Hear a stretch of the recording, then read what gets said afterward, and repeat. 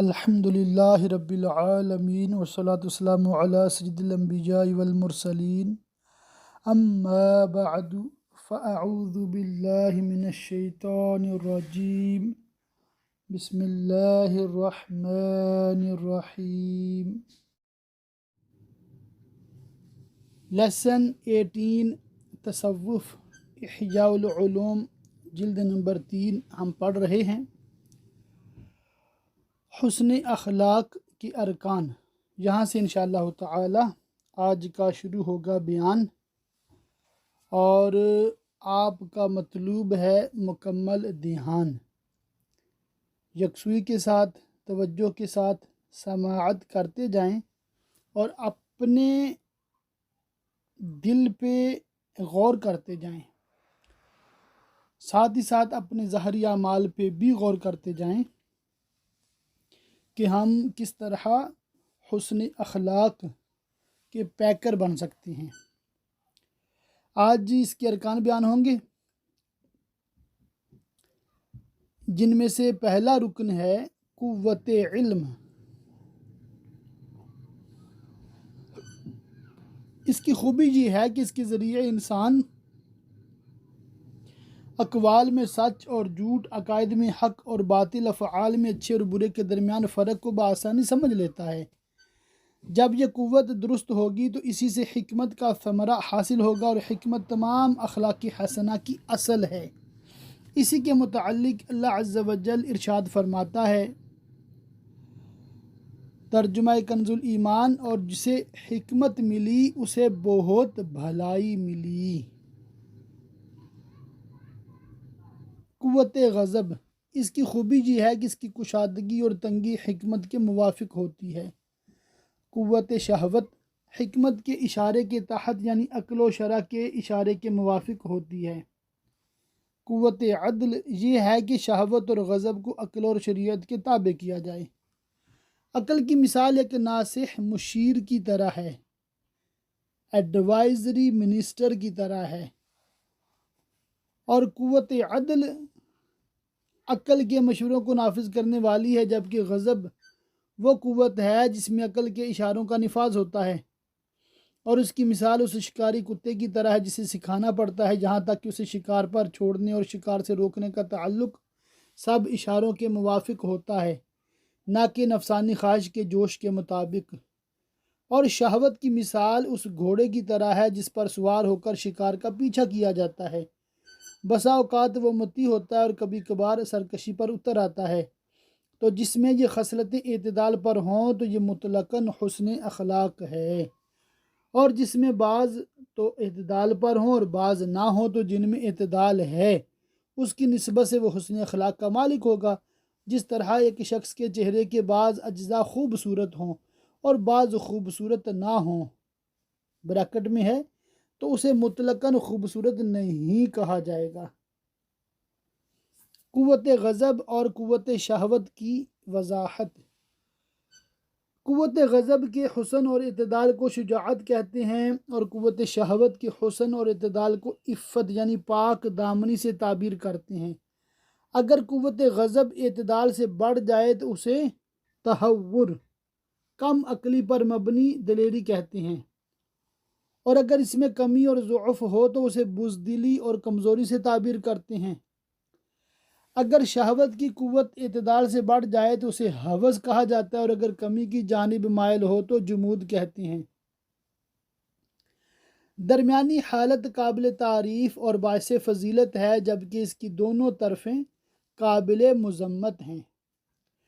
عدل جب فوت ہو جائے تو کمی یا زیادتی پر مشتمل اس کی دونوں طرفیں نہیں ہوں گی، بلکہ اس کے مد مقابل ظلم ہوگا۔ حکمت اغراض فاسدہ میں جب حد سے زیادہ ہو تو اسے خباثت اور مکر و فریب کہتے ہیں، اور کم ہو تو اسے بے وقوفی کہا جاتا ہے، درمیانی ہو تو اسے حکمت سے تعبیر کرتے ہیں۔ اخلاق کے اصول۔ اخلاق کے اصول 4 باتوں پر مشتمل ہے۔ نمبر 1 حکمت، نمبر 2 شجاعت، نمبر 3 عفت، نمبر 4 عدل۔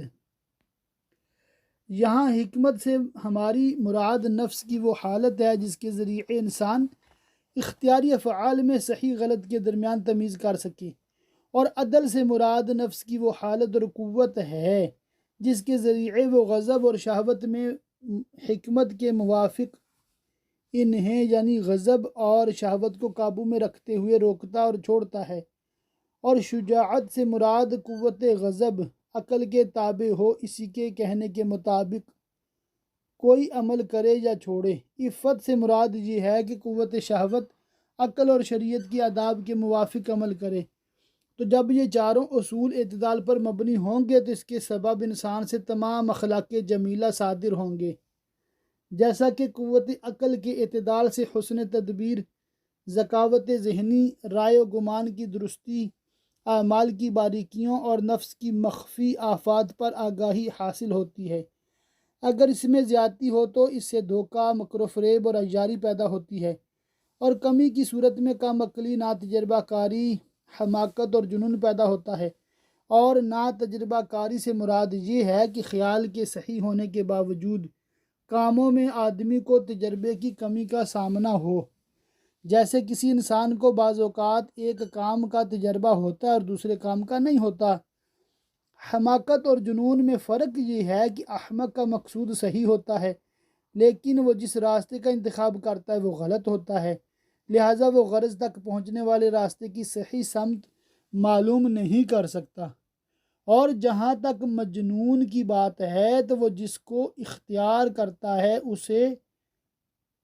اس کو اختیار ہی نہیں کرنا چاہیے، لہذا اس کا اصل اختیار ہی غلطی پر مبنی ہوتا ہے۔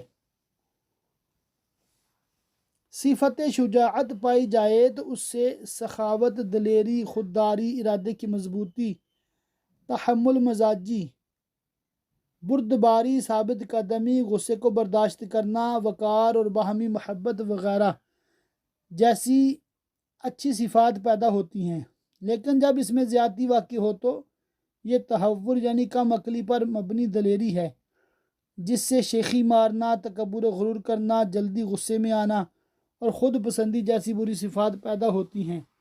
اور اگر کمی ہو تو ذلت و رسوائی، بے صبری، کمینگی، ارادے کی کمزوری اور واجب حق کو لینے سے دور رہنے جیسی صفات پیدا ہو جاتی ہیں۔ عفت کی صفت پائی جائے تو اس سے سخاوت، حیا، صبر، چشم پوشی، قناعت، پرہیزگاری، خوش مزاجی، دوسرے کی مدد کرنا، دانائی اور قلت طمع جیسی صفات پیدا ہوتی ہیں۔ اور اگر اس صفت عفت میں کمی یا زیادتی ہو تو حرص، لالچ، بے حیائی، خباثت، فضول خرچی، کنجوسی، ریاکاری، بے عزتی، بے شرمی، لغویات، خوشامد، حسد، کسی کی مصیبت پر خوشی، اس کو شماتت کہتے ہیں، کسی کی مصیبت پر خوش ہونا شماتت، یہ بھی مطلب غلط بات ہے۔ مالداروں کے سامنے ان کی دولت کی وجہ سے ذلیل ہونا اور فقراء کو ان کے فقر کی وجہ سے حقیر جاننا وغیرہ جیسی بری صفات پیدا ہوتی ہیں۔ معلوم ہوا کہ تمام اچھے اخلاق کی بنیاد ان چار اخلاقی فضائل پر مشتمل ہے: نمبر 1 حکمت، نمبر 2 شجاعت، نمبر 3 عفت اور نمبر 4 عدل، باقی سب ان کے فروع ہیں۔ چاروں اخلاقی فضائل میں کمال اعتدال۔ ان مذکورہ چاروں اخلاقی فضائل میں کمال اعتدال صرف محسن کائنات، فخر موجودات صلی اللہ تعالی علیہ وآلہ وسلم کو حاصل ہے، اور آپ کے علاوہ باقی لوگ قرب و بعد کے لحاظ سے اس میں مختلف ہیں۔ تو جو شخص ان اخلاقی فضائل میں سید عالم نور مجسم صلی اللہ علیہ وآلہ وسلم کے جس قدر قریب ہوگا وہ اسی قدر اللہ عز و جل کا قرب حاصل کرے گا، اور جو ان تمام اخلاق کا جامع ہو وہ اس بات کے لائق ہے کہ لوگوں کا پیشوا ہو، اس کی اطاعت کی جائے، لوگ اس کی طرف رجوع کریں اور اس کے تمام افعال میں اس کی اقتداء کی جائے۔ جو ان چار اخلاق سے عاری ہو بلکہ اس کے برعکس ان اخلاق کی ضدوں سے متصف ہو تو وہ اس لائق ہے کہ اسے شہر بدر کیا جائے، یعنی شہر سے نکال دیا جائے، لوگوں سے دور رکھا جائے، کیونکہ وہ شیطان لعین کے قریب ہے جو کہ رب تعالیٰ سے دور ہے، لہذا اسے لوگوں سے دور رکھنا چاہیے۔ جیسا کہ پہلا شخص جو ان چار اخلاق سے متصف ہے مقرب فرشتوں کے قریب ہوتا ہے، لہذا اس کی پیروی کرنا اور اس کا قرب اختیار کرنا چاہیے، کیونکہ رحمت عالم نور مجسم صلی اللہ تعالی علیہ وآلہ وسلم کو اچھے اخلاق کی تکمیل کے لیے بھیجا گیا، جیسا کہ آپ نے خود اس کی تصریح فرمائی۔ اللہ عز و جل نے قرآن پاک میں مومنین کے اوصاف میں اسی اخلاق کی طرف اشارہ فرمایا ہے۔ اس کو پڑھنے سے پہلے میں ایک بات یہاں عرض کر دوں۔ دیکھیے، ہم نے الحمدللہ رب العالمین تقریباً 10 منٹ اور 45 سیکنڈ یہ ساری تمہیدی گفتگو پڑھتے آئے ہیں۔ اب ایک آیت مبارکہ کا ریفرنس آ رہا ہے۔ اس سے پہلے بھی ایک آیت ویسے گزری ہے، مگر بالخصوص اخلاق کے حوالے سے یہ ہے۔ تو اس میں آپ یہ غور کر لیں کہ یہ احیاء العلوم بھی بے شمار آیات بینات احادیث کریمہ کی تفسیر اور شرح ہے، وضاحت ہے۔ اس میں الحمدللہ رب العالمین ہم قرآن حدیث ہی سمجھ رہے ہیں۔ یہ بات اس لیے ضروری ہے کہ بعض جاہل وہ تصوف کو خلاف اسلام سمجھتے ہیں، حالانکہ وہ اتنے ناسمجھ ہیں کہ اتنی بات بھی نہیں سمجھتے کہ ہمارے یہاں تصوف کیا ہے۔ تصوف یہ ہے کہ بندہ قرآن حدیث کے مطابق عمل کرے، مطابق زندگی گزارے۔ تصوف یہ نہیں ہے کہ لیڈیز کی طرح لمبے لمبے بال ہوں اور ایکسٹرا لارج داڑھی ہو، کپڑوں سے بدبو کے بھبکے اڑ رہے ہوں، نماز کی کوئی پرواہ نہ ہو، چرس بھنگ وہ پیتا ہو، ملنگ۔ تو وہ ہمارے یہاں صوفی نہیں ہے، بلکہ اس کو جوتے مار کے شہر سے بھگا دینا چاہیے۔ صوفی تو وہ ہے جس کی صفات نبی کریم صلی اللہ تعالی علیہ وآلہ وسلم کے اخلاق حسنہ کا مظہر بنے، اور گویا کہ پیارے آقا علیہ السلام کی سنتوں کا وہ پیکر ہو، اور نبی کریم صلی اللہ علیہ وآلہ وسلم کی سیرت طیبہ پر چلنے والا ہو، اسوہ حسنہ پر گامزن ہو۔ وہ ہمارا رہنما ہے، وہ ہمارا رہبر ہے، وہ حقیقی معنی میں صوفی ہے۔ اللہ تعالی ہمیں بھی اچھے صفات عطا فرمائے۔ چنانچہ ارشاد باری تعالی ہے، ترجمہ کنز الایمان، ایمان والے تو وہی ہیں جو اللہ اور اس کے رسول پر ایمان لائے، پھر شک نہ کیا اور اپنی جان اور مال سے اللہ کی راہ میں جہاد کیا، وہی سچے ہیں۔ اللہ عز و جل اور اس کے رسول صلی اللہ تعالی علیہ وآلہ وسلم پر بغیر کسی شک و شبہ کے ایمان لانا ہی قوت یقین، عقل کا ثمرہ و نتیجہ اور حکمت کا منتہا ہے۔ مال کے ذریعے جہاد کرنا سخاوت ہے جو قوت شہوت کو قابو کرنے کی طرف لوٹتی ہے، اور نفس سے جہاد کرنا شجاعت ہے جو عقل کے موافق اور اعتدال کے طریقے پر قوت غضب کے استعمال کا نام ہے۔ اللہ عز و جل صحابہ کرام علیہم رضوان کی تعریف کرتے ہوئے ارشاد فرماتا ہے، ترجمہ کنز الایمان، کافروں پر سخت ہیں اور آپس میں نرم دل۔ یہ اس بات کی طرف اشارہ ہے کہ شدت کا ایک الگ موقع ہے اور شفقت و رحمت کا الگ۔ ہر حال میں شدت اختیار کرنا کوئی کمال نہیں، جس طرح ہر حال میں شفقت بھرا سلوک کرنا کوئی کمال نہیں۔ تو یہ خلق کے معنی، اس کے حسن و قبح، ارکان، ثمرات و نتائج اور اس کے فروع کا بیان تھا۔ ابھی ماشاءاللہ تیسری فصل کا آغاز ہو رہا ہے، ریاضت نفس سے اخلاق میں تبدیلی۔ جن لوگوں پر باطل کا غلبہ ہوتا ہے ان پر مجاہدہ، ریاضت نفس، تزکیہ نفس، باطن کی صفائی اور اخلاق کو سنوارنے میں مشغولیت گراں گزرتی ہے، یعنی بوجھ ہوتا ہے ان پہ۔ تو وہ نفس کو اپنی کوتاہی، نقص اور خباثت باطنی کی وجہ سے قابو میں نہیں کر سکتے۔ ایسے لوگ یہ خیال کرتے ہیں کہ اخلاق میں کوئی تبدیلی واقع نہیں ہو سکتی، کیونکہ طبیعتوں میں تبدیلی ممکن نہیں۔ یہ لوگ دو باتوں کی وجہ سے یہ استدلال کرتے ہیں۔ نمبر ایک، خلق، جس طرح اس کا تعلق باطنی صورت سے ہے اسی طرح اس کا تعلق ظاہری صورت سے بھی ہے۔ آدمی ظاہری صورت کو بدلنے پر قادر نہیں ہوتا۔ مثلا پست قد والا شخص خود کو لمبا اور لمبے قد والا خود کو پستہ قد نہیں بنا سکتا، اور بدصورت اپنے آپ کو خوبصورت نہیں بنا سکتا۔ اسی طرح باطنی بدصورتی ہے کہ اس میں بھی تبدیلی نہیں ہو سکتی۔ نمبر 2، حسن اخلاق کے لیے شہوت اور غضب کو ختم کرنا ہوتا ہے، اور ہم نے طویل مجاہدے سے اس بات کا تجربہ کیا ہے اور جانا ہے کہ یہ چیزیں مزاج اور طبیعت کے موافق ہوتی ہیں اور آدمی سے بالکل منقطع ختم نہیں ہوتی، تو ان کو ختم کرنے میں مشغول ہونا بلا فائدہ وقت ضائع کرنا ہے، کیونکہ تزکیہ نفس کا مقصود تو یہ ہے کہ موجودہ فانی لذتوں کی طرف دل کی توجہ کو ختم کیا جائے۔ اس کا وجود محال ہے، یعنی یہ بات ممکن نہیں۔ یہ لوگوں کے 2 اعتراض ہیں، اب ان کے جواب آ رہے ہیں۔ پہلے استدلال کا جواب، اگر اخلاق میں تبدیلی واقع نہ ہوتی تو وعظ و نصیحت اور تعدیب و تربیت سب بیکار ہو جاتا، اور شہنشاہ مدینہ قرار قلب و سینہ صلی اللہ تعالی علیہ وآلہ وسلم سے یہ بات منقول نہ ہوتی کہ حسنو اخلاقکم، یعنی اپنے اخلاق اچھے کرو۔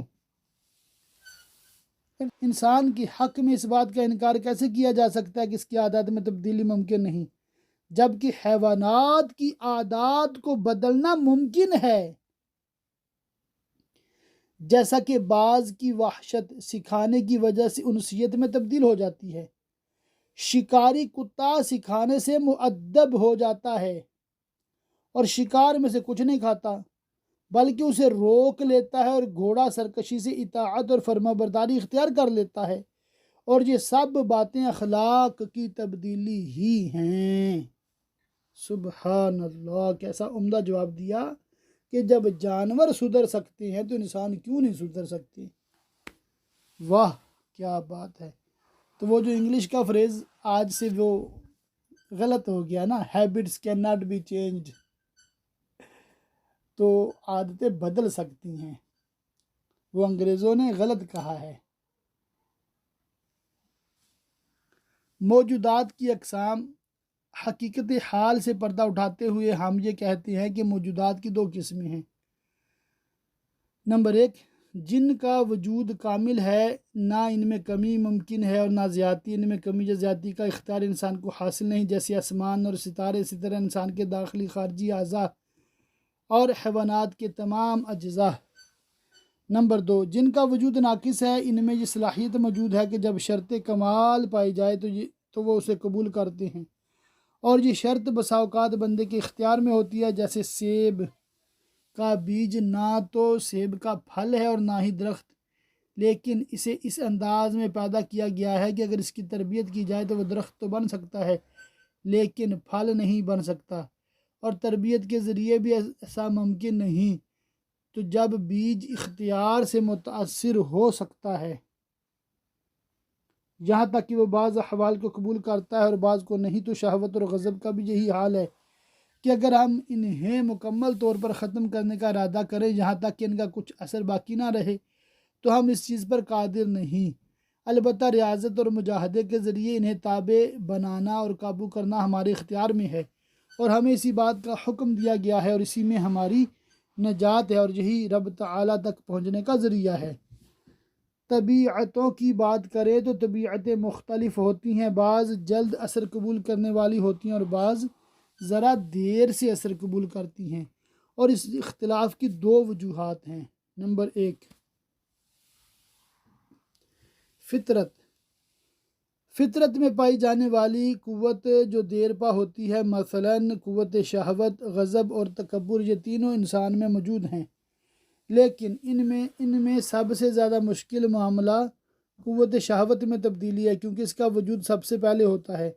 یہی وجہ ہے کہ قوت شہوت بچے میں فطری طور پر پیدا کی گئی ہے، جبکہ قوت غضب اکثر 7 سال کی عمر میں جا کر ہی پیدا ہوتی ہے، اور اس کے کچھ عرصے بعد ہی اسے قوت تمیز حاصل ہوتی ہے۔ نمبر 2، عادت بسا اوقات عمل کی کثرت کے سبب بھی پختہ ہو جاتی ہے، جبکہ اس کے مطابق عمل ہو اور یہ عقیدہ ہو کہ یہ عمل اچھا اور پسندیدہ ہے۔ قبول اصلاح کے سلسلے میں لوگوں کے 4 مراتب۔ پہلا مرتبہ ان لوگوں کا ہے جو غافل ہے اور حق و باطل اور اچھے برے میں فرق نہیں کرتے، بلکہ اپنی فطرت پر جس پر وہ پروان چڑھے باقی رہتے ہیں، تمام اعتقادات سے فارغ ہوتے ہیں اور لذات کی اتباع کرنے کے باوجود ان کی خواہش پوری نہیں ہوتی۔ ایسے لوگوں کا علاج ممکن ہے، انہیں ایک استاد اور تربیت کرنے والے کی حاجت ہوتی ہے۔ ان کے نفس میں ایک جذبہ بھی ہوتا ہے جو انہیں مجاہدے پر ابھارتا ہے۔ ایسے لوگوں کے اخلاق علاج سے تھوڑے عرصے میں درست ہو جاتے ہیں۔ دوسرا مرتبہ ان لوگوں کا ہے جو برائی کی پہچان رکھتے ہیں لیکن اچھے اعمال کے عادی نہیں ہوتے، بلکہ اپنا برا عمل انہیں اچھا محسوس ہوتا ہے اور یہ اپنی خواہش کی تکمیل کے لیے اس کا ارتکاب کرتے ہیں۔ ان پر چونکہ خواہش کا غلبہ ہوتا ہے اس لیے یہ اپنی رائے میں درستی سے اعراض کرنے والے ہوتے ہیں، لیکن اس کے باوجود یہ اپنی عملی کوتاہی سے باخبر ہوتے ہیں۔ ان کا معاملہ پہلے مرتبے والوں سے زیادہ مشکل ہے کیونکہ ان پر دگنی محنت کرنا ہوتی ہے۔ پہلے اس میل کو دور کرنا ہوتا ہے جو فساد کی عادت کی وجہ سے ان کے نفس پر جمی ہوتی ہے، پھر انہیں اچھے اعمال کا عادی بنانا پڑتا ہے۔ من جملہ اگر سخت محنت اور پوری کوشش سے ان کی اصلاح کی جائے تو یہ لوگ مجاہدہ اور ریاضت کے قابل ہو سکتے ہیں، جس کی وجہ سے ان کے اخلاق میں تبدیلی واقع ہو سکتی ہے۔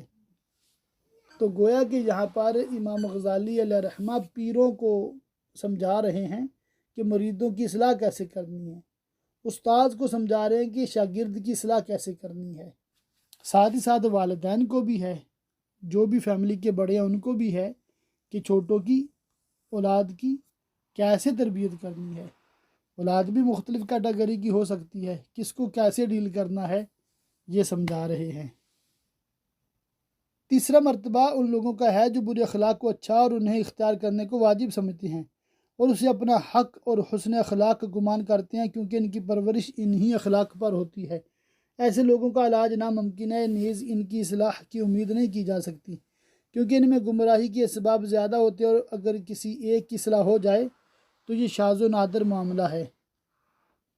چوتھا مرتبہ ان لوگوں کا ہے جن کی نشوونما فاسد رائے اور تربیت برے عمل پر ہوتی ہے اور اس کے ساتھ ساتھ وہ کثرت شر لوگوں کو ہلاک کرنے اور اس پر فخر کرنے کو باعث فضیلت سمجھتے ہیں اور ان کے خیال میں یہ کام ان کی قدر و منزلت کو بڑھاتے ہیں۔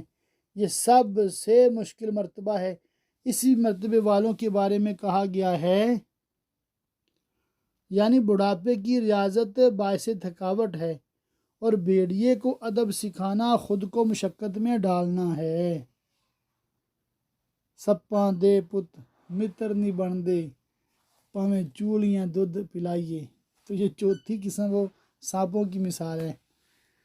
ان میں پہلے مرتبے کے حامل افراد جاہل، دوسرے مرتبے کے جاہل و گمراہ، تیسرے مرتبے کے جاہل گمراہ اور فاسق اور چوتھے مرتبے کے حامل افراد جاہل گمراہ فاسق اور شریر ہیں۔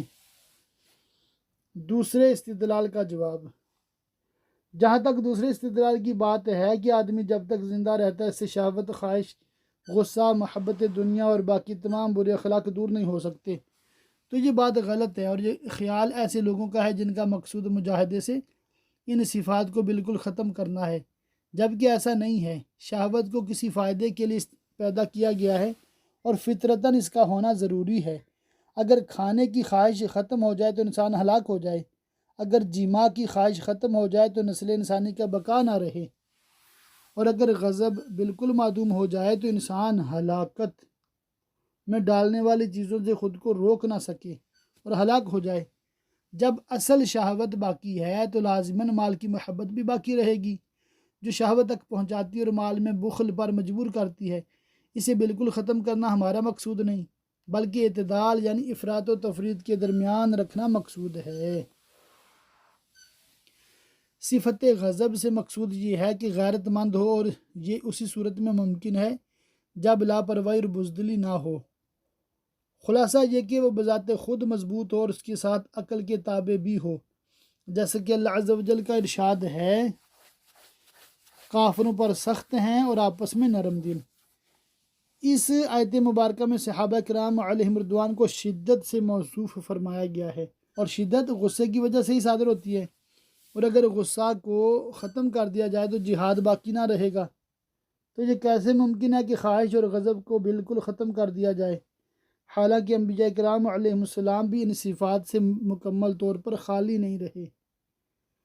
رسول خدا صلی اللہ تعالی علیہ وآلہ وسلم کا جلال، اللہ اللہ، حضور نبی پاک صاحب الاولاق صلی اللہ تعالی علیہ وآلہ وسلم کا فرمان مکرم ہے، بے شک میں بھی تو لبادہ بشریت میں ہوں اور مجھے بھی اس حالت میں دوسرے انسانوں کی طرح غصہ آتا ہے۔ اسی طرح جب آپ کے سامنے کوئی ناپسندیدہ بات کی جاتی تو آپ کے دونوں رخسار مبارک جلال سے سرخ ہو جاتے، لیکن آپ صلی اللہ تعالی علیہ وآلہ وسلم اس وقت بھی حق ہی فرماتے اور اس حالت میں بھی حق سے خروج نہ کرتے۔ اللہ عز و جل نے قرآن مجید میں یہ تو ارشاد فرمایا ہے، اور غصہ پینے والے اور لوگوں سے درگزر کرنے والے، اور یہ ارشاد نہیں فرمایا یعنی وہ لوگ جن میں غصہ نہیں پایا جاتا۔ سبحان اللہ۔ خلق کی تبدیلی سے کیا مراد ہے؟ غضب اور خواہش کو حد اعتدال کی طرف پھیرنا کہ ان میں سے کوئی بھی عقل پر غالب نہ ہو بلکہ دونوں عقل کے متحد ہوں اور ان دونوں پر عقل کا غلبہ ہو، یہ ممکن ہے، اور خلق عادت کی تبدیلی سے یہی مراد ہے۔ بسا اوقات انسان پر خواہشات کا غلبہ ہوتا ہے جس کی وجہ سے اس کی عقل اسے برے کاموں سے روکنے کی طاقت نہیں رکھتی اور وہ برائی میں بڑھ جاتا ہے، تو عبادت اور ریاضت کے ذریعے وہ حد اعتدال کی طرف لوٹ آتا ہے۔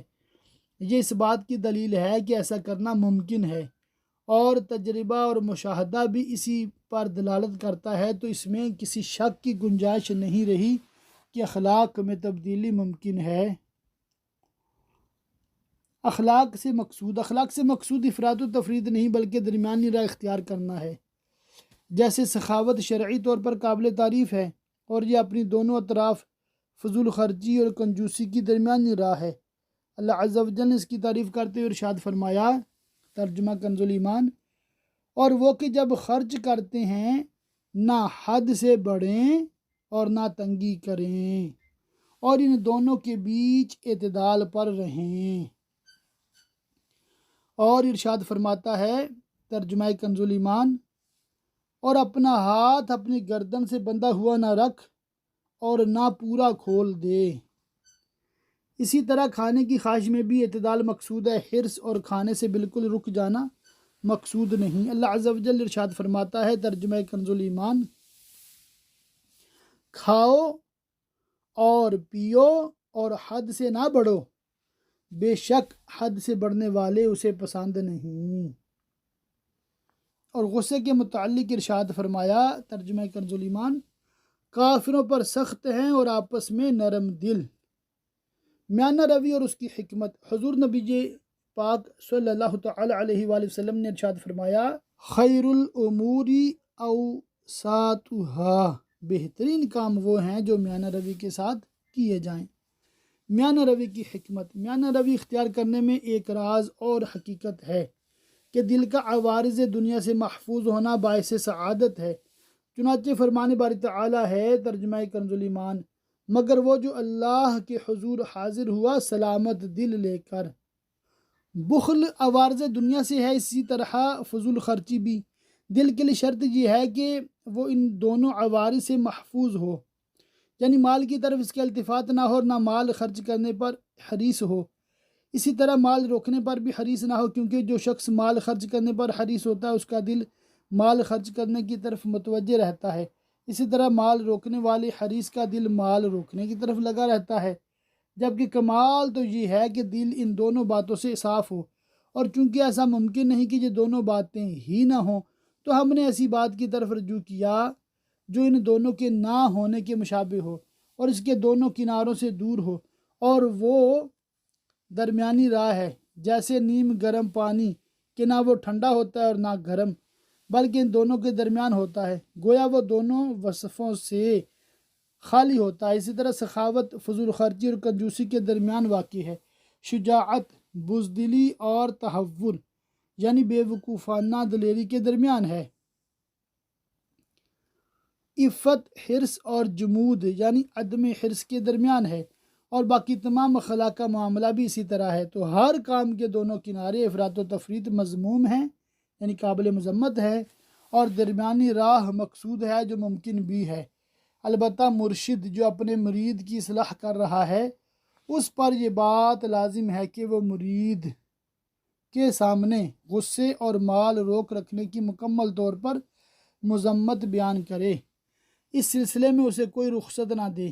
اگر وہ اسے معمولی سی بھی رخصت دے گا تو وہ اسے بخل اور غصے کو باقی رکھنے کے سلسلے میں عذر بنا لے گا اور یہ خیال کرے گا کہ اس کی اسے رخصت ہے۔ مرشد جب معمولی سی بھی رخصت نہیں دے گا اور اس سلسلے میں مبالغے سے کام لے گا تو مرید خود بخود اعتدال کی طرف لوٹ آئے گا۔ لہذا مرشد کے لیے بہتر تو یہی ہے کہ اس کی اصل ہی کو ختم کرنے کا ارادہ کرے تاکہ مرید کے لیے مقصود تک پہنچنا آسان ہو جائے، اور یہ راز یعنی غصے اور مال خرچ کرنے کے سلسلے میں میانہ روی کے متعلق مرید کو نہ بتائے، کیونکہ اس مقام میں بے وقوفوں کو دھوکہ ہوتا ہے کہ وہ اپنے نفس کے متعلق یہ سمجھتے ہیں کہ ان کا غصے میں آنا اور مال خرچ نہ کرنا حق ہے۔ الحمدللہ یہ فصل نمبر 3 مکمل ہوئی۔ انشاءاللہ تعالی اگلے بیان میں حسن اخلاق حاصل کرنے کے اسباب اور اس کے حوالے سے مزید باتیں انشاءاللہ تعالی پڑھیں گے، سنیں گے، سمجھیں گے اللہ کی رحمت سے انشاءاللہ تعالی۔ اللہ تعالی ہم سب کو دنیا اور آخرت کی بلائیاں عطا فرمائے، آمین بجاہ النبی الامین وصلی اللہ تعالی علیہ وآلہ وصحبہ وبارک وسلم۔